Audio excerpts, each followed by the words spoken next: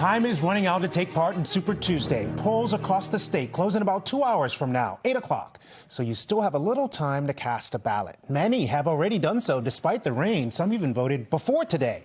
More than 450,000 early votes in Massachusetts for today's election.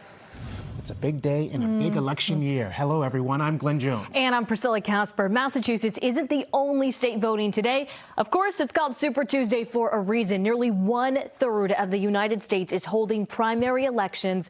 865 delegates are up for grabs. To win the Republican nomination, one candidate needs to receive 1,215 delegates. So here is where the Republican race stands right now. Donald Trump has a commanding lead over Nikki Haley, 276 to 43 delegates. But even if Trump sweeps today's vote, he is still just shy of the total to secure the nomination. We have Super Tuesday team coverage here in the Commonwealth. You'll hear from voters, the Democratic Party, and the Trump campaign. Let's start with NBC 10 political reporter Matt Pritchard at the Trump campaign's watch party. This event is set to kick off in just a few moments or so, and it's all going to be happening in this room right here. The Trump Watch Party, 100 to 150 supporters all making their way in and watching results as they come in up on that big screen in the middle of the room. Of course, they're hoping for a big night for the former president, who has already racked up a lot of wins in early voting states, including Iowa, New Hampshire, Michigan, and South Carolina. But he is also still facing one challenger still in this race. That is Nikki Haley, who right now has about 43 delegates, captured her first primary win in the District of Columbia, and has said that she can continue on past Super Tuesday if there is reason to do so. So, of course, we are watching to see the dynamics at play. Over 800 delegates up for grabs, and while the former president can't claim the nomination tonight alone, mathematically, a big night could go a long way to setting our general election matchup between him and current President Joe Biden. A lot to watch for. We'll be keeping you updated on all of it, but, of course, it's not the only watch party happening. The Democrats also taking a hard look at what will be taking place throughout the night here on Super Tuesday. That is where we find our Kirsten Glavin. Hey, Kirsten. We're here at the Bell in Hand in Boston, where the Democratic Party is expecting to hold their watch party tonight. Well, there are 3 candidates on the ballot. They're expecting President Joe Biden is to cruise to victory. Minnesota Congressman Dean Phillips and author Marianne Williamson are also running long-shot campaigns.